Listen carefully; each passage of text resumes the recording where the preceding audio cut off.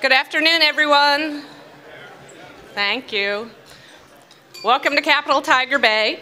I am Board Chair Chris Klenna, and I am happy to be back up here with you today. The lovely and talented Tim Center is out of town today. Well, as a Tiger Bay tradition, let's go around the room and have those who are running for office introduce themselves. Let's start to my left. Sure, Emily, you.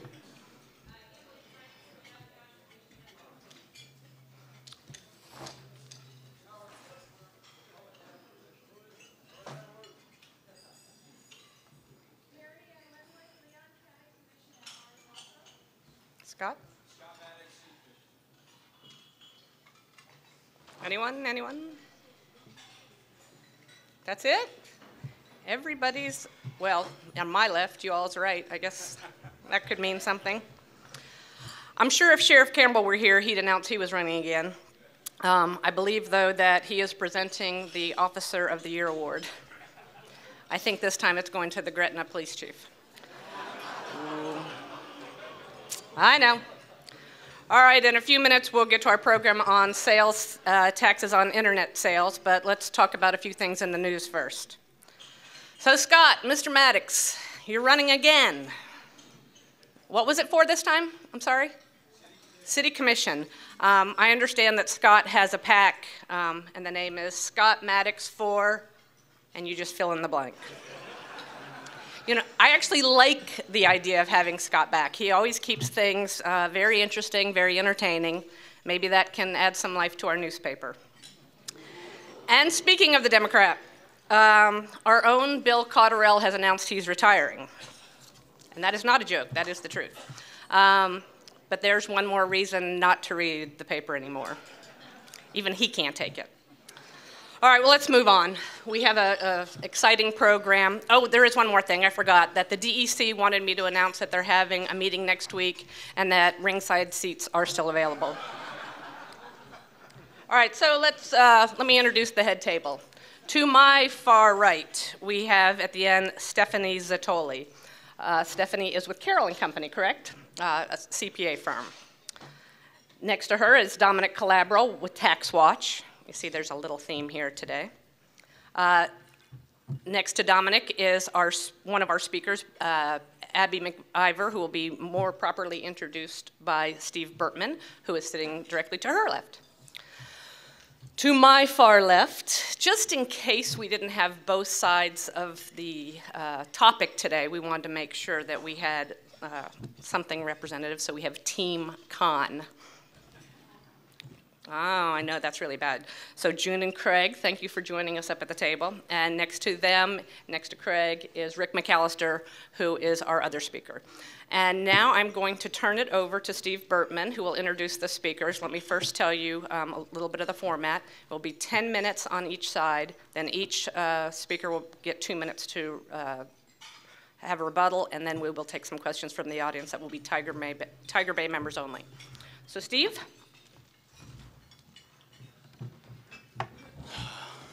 Really, folks? Is that the best you can do? Because, frankly, I'm not really going to be much better than her. Did I mention my mother's in the hospital, too? Listen, it's my extreme pleasure to introduce Rick McAllister and Abigail McIver for our meeting today. You're going to hear a lot of interesting issues, a lot of technical terms, like e-fairness, revenue neutrality, TCP/IP, HTML, but I'm really going to ask one overriding question. What is my tax liability for my recent purchase of 7 white and the 7 naughty co-eds? Ooh.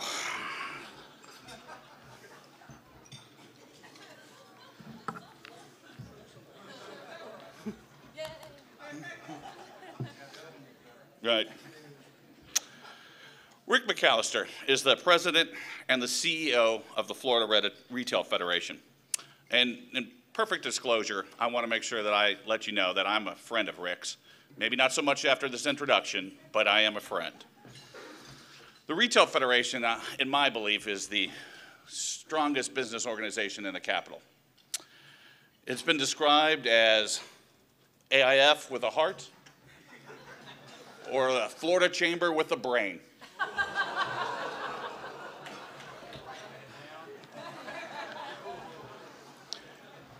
But, ladies and gentlemen, it's not been all wine and roses for Rick. I mean, constant fights. The Retail Federation gets involved in fights with Walmart, power companies, the trial bar, local government, the Senate, NRA. And these have really taken a toll on him. I mean, you can tell, look at the gray hair. So much so that he's been getting see you soon cards from Whitney Houston.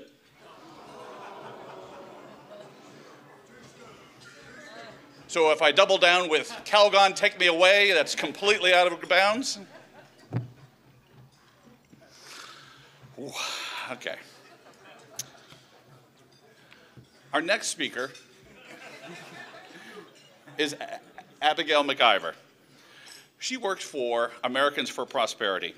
And Americans for Prosperity were created by new American patriots, such as Grover Norquist, the Koch brothers, and the Unabomber.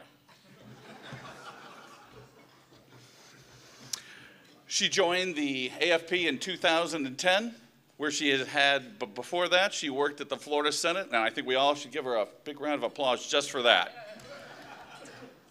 But since Rick has decidedly an advantage, then, because he had the blow up Grover Norquist ad outside, I wanted to make sure in the McIver way of thinking that we gave her an advantage. So I have a roll of duct tape,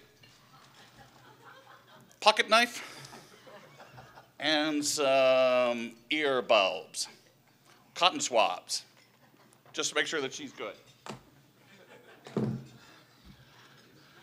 Ooh. Did I mention my mother was in the hospital? Really? Okay. Well, we flipped a coin, and then we decided to let Abby go first. So thank you very much, and if you please give her a strong round of applause, we'd greatly appreciate it. Oh. Okay, I'm sorry. Rick's going first. I wanted her to go first. You can still applaud. Yeah. Boy, rough crowd, huh? I can't believe there are so many people here to talk about taxes. You know the basketball game was last night, right? It's not today, it was last night, right? Yeah, right. Okay. Sorry I missed that basketball game. Thanks for those kind words, ex-friend. And Abigail, it's a pleasure to be on the same program with you.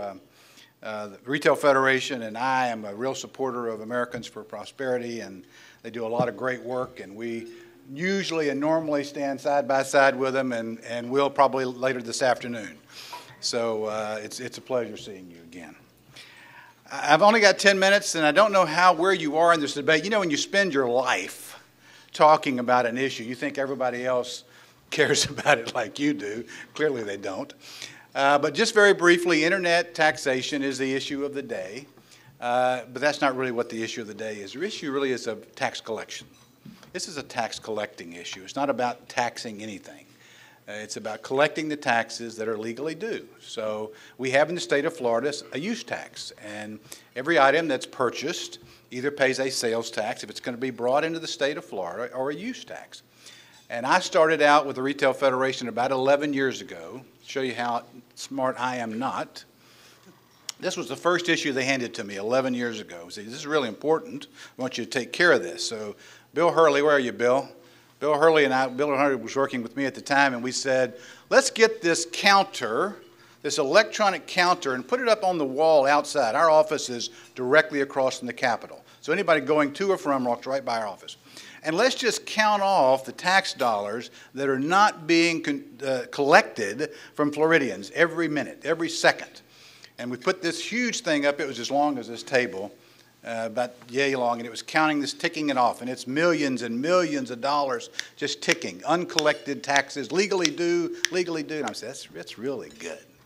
Johnny Be Good Bird was the Speaker of the House at the time, and I walked out one day, and there's Johnny, Speaker Byrd, looking up at the clicker, saying, "Look at the amount of money I kept in Floridians' pockets."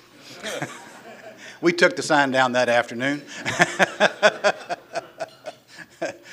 So the reality is that's the battle we fight. The issue is we've moved the needle substantially over the last 10 years from this is a new tax. I think most people today would agree it's not a new tax. Today the issue is it is additional revenue. And do we want to give additional revenue to the state of Florida or not? That's basically the issue. No question it's a tax. No question who owes it. It's not Amazon. It's not anyone else. It's you and I. We owe the tax. If we buy something on the internet and they don't collect the tax for us like your brick and mortar friends do, then you and I owe the tax. So are they going to collect it for us or not? My position is if they're not going to ask those people to do it, then brick and mortar shouldn't do it either. And so then all of us could just send in our taxes at the end of the month. That probably wouldn't work very good. That's not going to happen. So over the last decade, to bring you up to date on where we are, over the last decade we've gone through several iterations of how to solve this problem. And frankly, the problem for us is not tax revenue. We don't care what you do with the money. It's not an issue of taxes to us. It's an issue of fairness. So over this decade, we've been looking at how to solve this problem, and we went through the streamlined sales tax phenomenon, which was a congressional issue that said all the states needed to pass and join the streamlined club, if you will. Congress would never go along with that. So frankly, 3 or 4 years ago, I said, I've spent enough energy on this, I'm not going to do it anymore. So for a couple of years, we didn't even look at it. A couple of members in the Senate continued to introduce the bill, but it never went anywhere. But last year, we began to see the states around the nation taking another look at is there a way that we can, because we can't depend on Congress, as we can't in so many other things, we can't depend on them, so what can we do at the state level that will help us return fairness to the marketplace? And so a number of states started passing legislation dealing with nexus. All use taxes all across America say that if you have a physical nexus, meaning a store, a building, an entity inside the state, then you have to collect the taxes for the citizens of that state. So we began to take a hard look at that. So how can we make sure that every state has that correct nexus language in place? And a number of states started. So the state of New York passed it, and then the state of Texas, and then California, and then Illinois, and then North Carolina. We began to get a lot of action on state taking action to ensure that they were in the best position. So that's where we are today. Today we currently have a bill out there that says that if you have physical nexus in the state of Florida, then you are responsible for collecting, not paying, collecting the taxes that are legally due to you, to the state of Florida, from people who buy things from you. It's just that simple. Doesn't raise any taxes, doesn't increase any taxes. It just provides a mechanism for them to collect it. So, you know, I'm not sure I even want to get into where we are on this bill in the legislature today. I'm depressed, can you tell? I'm depressed because, again, we're facing the same sort of situations we always face, which is we have legislators say to us, Rick, you're right on the policy, you're wrong on the politics. I don't get that. You know, I just don't understand how you can say that, but that's where we are. We've got 2 more weeks left. We're still pushing. Lost a little battle last night, fighting another battle today, but we think this is really important. And I just want to say, again, that there is a tax issue here that we all need to think of from 50,000 feet, not 1,000 feet, and that is that retailing has changed. It's evolved. It no longer is all brick and mortar. In fact, it's growing more and more in alternative methods, right? So the internet is a great vehicle. We love the internet. All of our members have internet presences where they sell goods over the internet. They do collect the tax, however, for their customers and remit them. So we have a retail marketplace that's evolving and changing. We have a tax system that's not. And if the state of Florida is going to depend not on personal income tax, thank God, but they're going to depend on a consumption tax, which most of us think is a pretty fair way to collect taxes, then we've got to collect all of them. We can't sort of collect it. You know, we have to be fair, and we have to have a system that for the future is going to work for us. For those of you who want a flat tax, for those of you who want an all-consumption tax, you'll never get there unless you are collecting all of the consumption taxes currently. And you're going to continue to see increases at the local level and the state level and other areas unless we are doing what we should be doing, which is collect the taxes that are currently due. And the other place, of course, is the marketplace issue. This is really our issue. I mean, the tax issue is esoteric for us. All we care about is it fair? My daughter's about 40 years old. She called me the other night and she said, Dad, you know how passionate I am about photography, and I really would like to open a photography shop where we sell cameras and all the latest equipment. And I know you've been in retail all your life, and I wanted your advice. What should I do? And I said, well, let me talk out loud for a minute, and you make your own decision. So if you're going to open a shop in town, then first of all, you have to rent space. You have to get all the licenses that are necessary for you to be in business. You have to get approvals and all those things. You have to hire people. You have to get all that done. Then you have to do some advertising. You have to do da-da-da-da. And then, sweetheart Melissa, the first day that you open the door and every day thereafter, someone's going to have an 8% price advantage on you that you can never overcome. Can you compete with them on the value or the price of the goods? Absolutely. But you will never overcome that 8% price increase. 40% of the people who shop for price alone. Price alone. And so 40% of the potential marketplace for you is going to say, nope, I can buy it someplace else without raising tax. So, my darling Melissa, you make that decision. Is it smart to go into the retail business today, starting off every day with an 8% disadvantage? She hasn't called me back yet. I think she's waiting for me to pass a law. I don't know what it is. It's patently unfair. You know, we have retailers going out of business every day because they simply cannot compete. As this internet marketplace grows more and more robust, and we are not opposed to it. We love the internet marketplace. Who knows what it'll be 10 years from now? It'll be something maybe different. But it has to be fair. It has to be fair. We will continue to lose small businesses all across this state who simply cannot compete. You see them closing every day, and you ask them why. Well, the market's tough, and it's hard to compete when you have competitors right next door to you on the internet who aren't collecting that tax. So it is an issue that we all should care about because it's those brick and mortar people, by the way, who are being good corporate citizens, who are there for us when we need them, who sponsor our Little League teams, who contribute to things that we want, who pay our taxes so that we can have education and law enforcement and all those other things that we like. Those folks outside the state of Florida aren't doing anything. They aren't paying a penny. If you think about it, the state of Florida and the federal government is incentivizing you to shop with people outside the state of Florida. They will allow you to buy it for 8% less if you will buy it from somebody who does not live in the state of Florida. Because if you and I went out, if Dave Micah and I went out and started a internet business today, we'd have to collect the tax. We only sold on the internet. We'd have to collect the tax sold in Florida on all items. But if we moved across to Dothan, we wouldn't have to do that for Floridians. Michelle Vasalinda timer has gone on. I'll get 2 more minutes later. Thank you very much. Am I totally out of time? You are totally out of time. I'll be back.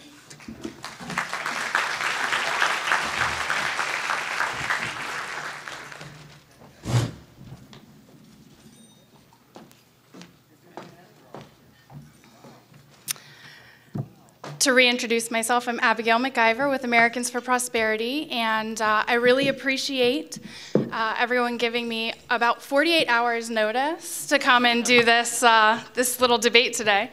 I unfortunately have not been working on this issue for the past 11 years, but this year, as it started to make legs, it caught Americans for Prosperity's attention. And to give you a little background about exactly what we do, in case you haven't heard of us or aren't familiar, we are a nonprofit grassroots organization that advocates for lower taxes, less government, and free markets. And this issue hits all 3 of those on some aspect.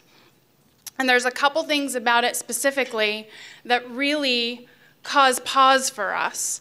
And like Rick mentioned, we normally are standing side by side on these types of issues. And when it comes to tax fairness, we agree with them. We think that taxes should be fair, but we think that this issue and the distance that the state is willing to go to collect these revenues kind of stretches it a little bit beyond where we should all feel comfortable. One of the main issues that we have with the internet tax issue is whether it's constitutional.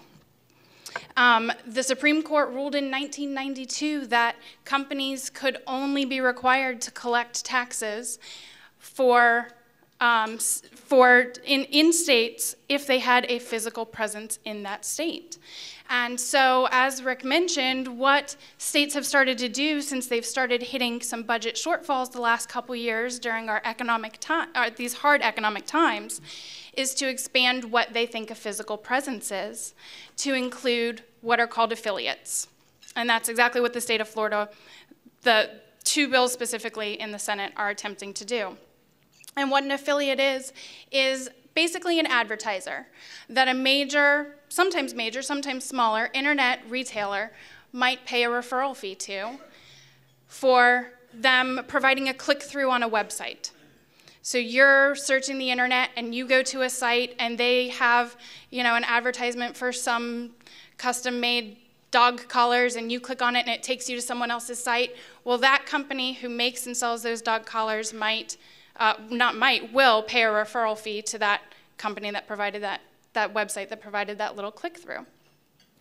So I have an issue with whether or not that little website click-through constitutes a physical presence in a state. And that's one of the key issues that's at the heart of this. Does that constitute a physical presence? The legislators and the proponents of the bill would like to say that they do. I strongly question whether they do. Ultimately, it would be a decision that would have to be made by the Supreme Court, and that hasn't happened yet, so it's kind of up in the air. But I ask you to consider what you think a physical presence is, and if you think that possibly by saying that's a physical presence, if a state like Florida would be expanding their sales tax base to out-of-state companies unjustly. And from the Americans for Prosperity perspective, we think it's an unprecedented expansion of the state's taxing authority, and that the state's basically creating a loophole to be able to apply this tax to out-of-state companies. So in that aspect, I disagree, and I think it's actually unfair rather than creating fairness. And this has been challenged all around the country in numerous states where these types of taxes have been passed by legislatures. And ultimately, this, I think, would be the responsibility of Congress. Since it is talking about interstate commerce, Congress would need to address it. And quite possibly, if Congress did address it, they would end up establishing an origin-based tax system where the taxes would be paid in the states where those companies actually originate from, not through affiliate structures. But that's just kind of my personal and Americans for Prosperity type of perspective on it. Secondly, this is a perfect example of government picking winners and losers. And I know that in testimony in one of the Senate committees, the Retail Federation specifically said, we don't want government picking winners and losers, and we could not agree more with them. Unfortunately, we don't consider this evening out the playing field. We consider it further distorting the playing field. Because in the state of Florida, any local retailer has to collect taxes in that jurisdiction based on that jurisdiction's sales tax rate. In the internet, they would have to collect taxes based on where the purchaser originates. So if you're a company that's not based in the state of Florida, you now have to comply with every single different tax rate in the state of Florida or anywhere else in the country. You're talking about more than 8,000 different tax codes. So do you think that that's putting two companies on an even playing field if one company now has to comply with 8,000 different tax codes, whereas the company here only complies with one? Right there, it's already putting the companies on an unfair playing field. And some of the bigger box retailers say that this is not a problem for a major internet sales company like an Amazon or an Overstock.com because they say that they could figure out software and that there would be ways to make this work. But what I think would I think what it would result in would, even if those big companies could make this work, smaller companies couldn't. And that's where you'd start to really see people getting hit by this, would be the small and medium-sized companies not being able to comply with a very burdensome tax structure and not being able to expand their businesses to other states or to the internet. Or if you have a mom and pop store that's based here in Florida and perhaps wants to start selling to other states or selling on the internet, where are they going to be now possibly liable for having to pay taxes? And that's a very complex, I think, issue that will arise as more and more states continue to try and institute policies like this. The bills in the Florida legislature even go one step further in picking winners and losers, because they suggest, in an effort to make the bills look revenue neutral, to establish a sales tax holiday, which there are pros and cons against sales tax holidays, but from a strictly free market perspective, sales tax holidays are continuing to distort the tax base, choosing to tax one company and then choosing another company or another industry to get a tax break. And again, further distorting the playing field, continuing to make it less fair, and ultimately, businesses will get hurt by that. Some businesses will win, but other businesses will lose. Finally, and one of the most important aspects of these proposals is that these are job killers. It's been shown in multiple states around the country that have passed these bills. Every single time that a bill passes, the internet retailers immediately notify the in-state affiliates that they're cutting off business with them. It's happened in Colorado, Illinois, Rhode Island, Connecticut, North Carolina, New York, and California.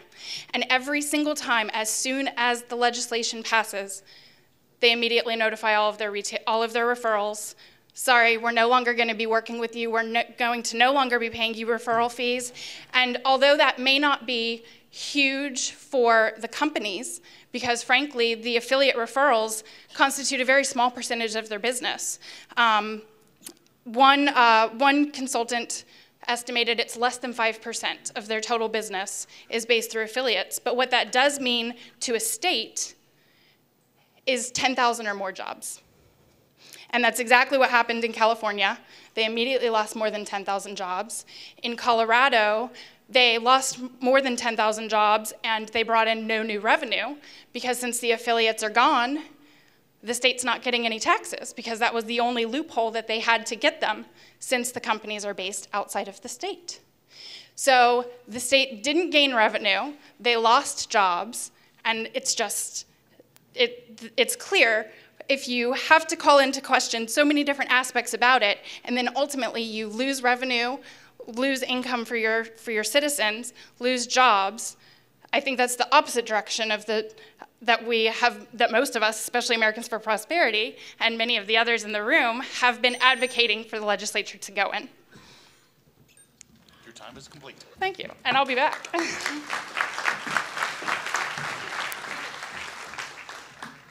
I need more than 2 minutes. Okay, I'm just going to go directly into some rebuttal issues here, if you will allow me. Job killers. The estimate is that around, it was $3 billion a year was not being collected for internet sales. Right now, I'd say it's around 800 million, because most large companies now sell on the internet, they collect the tax. But imagine how much economic activity is generated by $800 million in tax. You can extrapolate that into billions and billions and billions of dollars of economic activity that would happen in the state of Florida if it weren't going to these remote areas in other states. So if you want to talk about job killers, the real job killer is the impact it's having on our economy, not what may be happening to those folks. Secondly, about California. California did not that's not what happened in California. The bill was passed. Amazon sued. Amazon, the state, sat down because there's going to be a constitutional amendment. They finally decided this isn't going anywhere. Amazon agreed to collect the tax. and nobody got fired. So, I mean, that simply didn't happen. And the numbers of people who lose their jobs over affiliate relationships is minuscule. In the state of Florida, for example, all large retailers have affiliates, just like Amazon does, for example. And Walmarts of this world have said to those people, you know, if Amazon doesn't want you, come on over. We'd love to have you because it's just extra business for us. So there really is no job loss. In terms of the sales tax holiday, the revenue offset, that's not in the bill. They are separate. The sales tax holiday bill is its own bill. E-fairness is its bill. The winners and losers, clearly that's exactly what this is about. Because of this dilemma that we have, the government is picking winners and losers. It's saying those of you who live outside the state of Florida, who live away from us, you're going to win by 8% on every transaction that occurs. Government should not be engaged in that process. Quill, the affiliate issue, how hard it is to collect taxes today.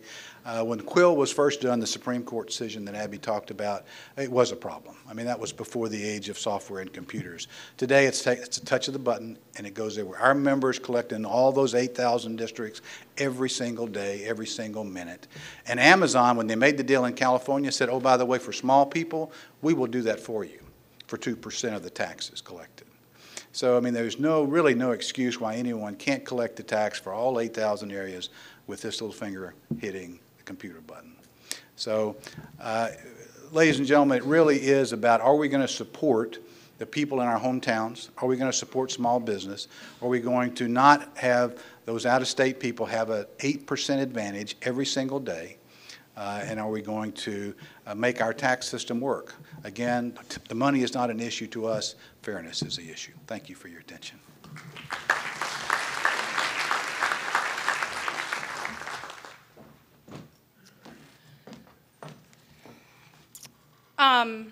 Well, I do have a number of different reports that have been done that discuss the amount of job loss that has happened after these bills have passed.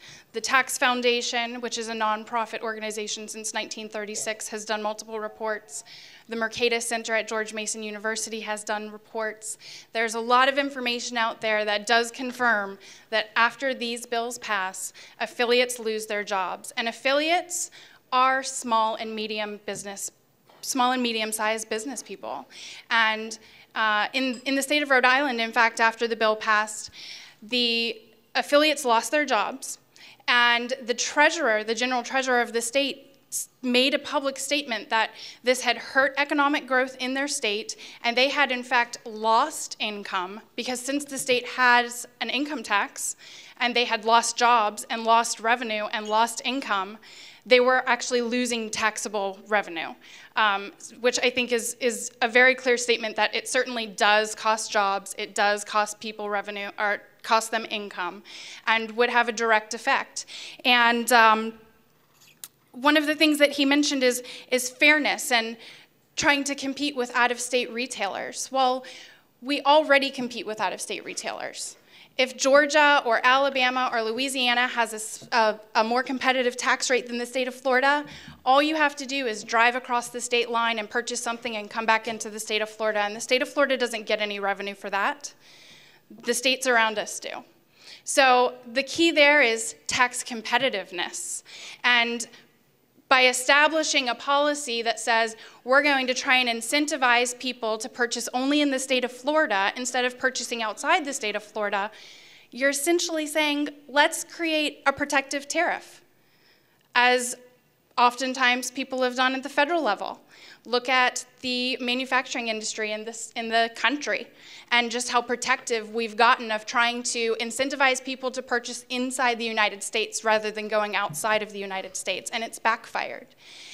So I'm sympathetic to some of the arguments that the proponents of this issue make. I just don't think that they're valid. I just don't agree. I don't think that they're valid, and I think ultimately this will cost jobs, this will cost revenue. States have not collected any new revenue, so it hasn't balanced out, and potentially could be litigated, which would cost the state more money. So is it really worth it for the state of Florida to expand in this nature? Am I dinging? Yeah, you're done. All right, there we go. Thank you.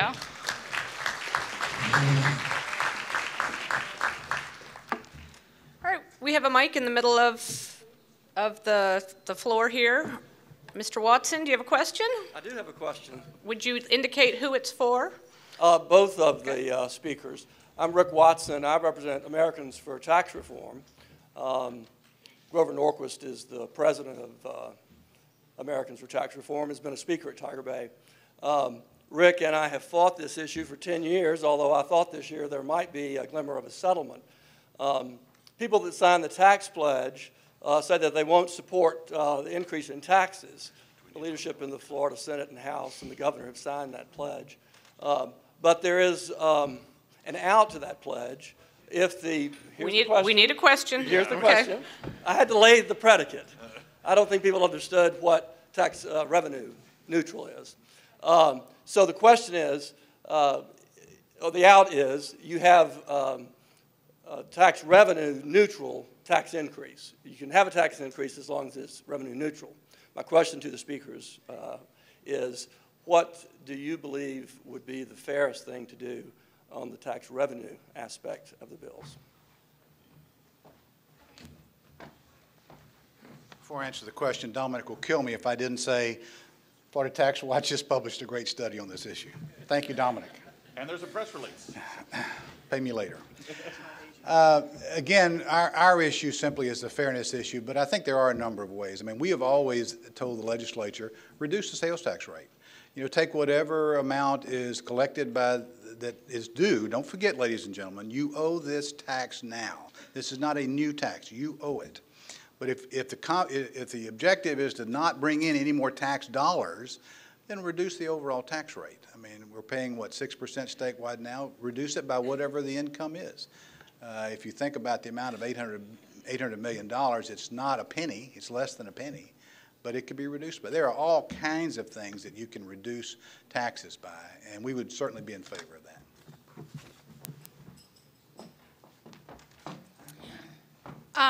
As I mentioned before, right now the bills do contain language trying to create revenue neutrality by recommending sales tax holidays. We do not think that that would be the appropriate way to go about it. If there was going to be an attempt to make it revenue neutral, really the only way to do it would be a broad-based decrease in the overall tax rate. That would create tax fairness, that would create tax competitiveness, and that would be the only way that it would possibly be fair to expand the tax base and then shrink the overall tax rate. And to mention, the James Madison Institute has also done a great report on this, so check that one out as well. Anyone else? Go ahead. And it is a question, correct? Yes. Thank you. It's actually two quick questions, and I apologize if you, with Americans for Prosperity, if you mentioned this in your remarks and it went over my head. How many affiliate operations are based in Florida? So how many jobs are we talking about lost in Florida?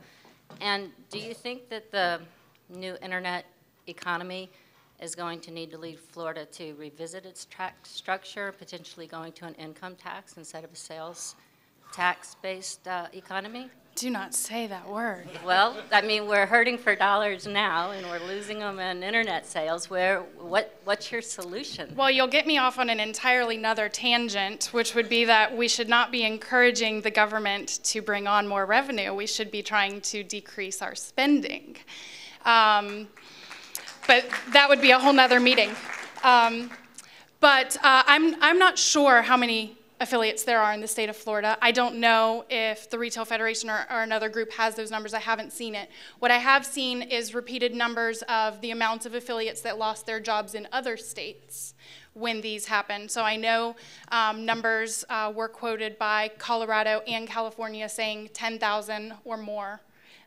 Colorado, I know, said 10,000, at least 10,000. So it could be 10,000. We're a larger state than Colorado. It could be more. I don't know. I do think it's fair to say that the marketplace is changing. However, take into account that internet sales account for about 4% of all retail sales. So even though it is a huge marketplace, our brick and mortar and local stores still definitely have a majority of the market, an overwhelming majority of the market. So although we do need to take into consideration the way the marketplace is changing, I question if we can really say that the internet has taken over from our brick and mortar stores at this point in time. I imagine he wants to. Yeah, the only thing I would comment on is the issue of costing affiliates jobs. If you understand how affiliates work, it's impossible for them to lose jobs. It's a click-through. I mean, there's not anybody sitting at the other end taking orders, filling orders. It's a process where you go on a website and you click on a button which directs you to someone else's website. So those affiliates are not in danger of losing their job. They're typically owners or bloggers of sites who simply put a link on their site. So the whole idea of affiliates losing jobs because of this is simply a misnomer. It's not possible.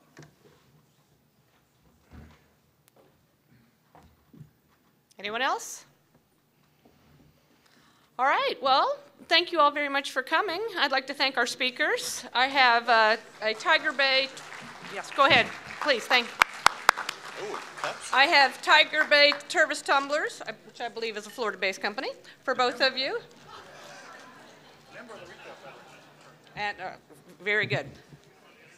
You good? I'm good. All right, let me remind everyone, or tell everyone, that our next meeting is going to be March 8th.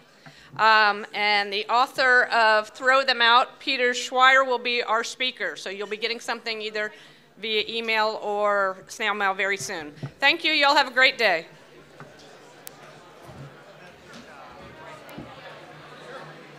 You didn't have a last question?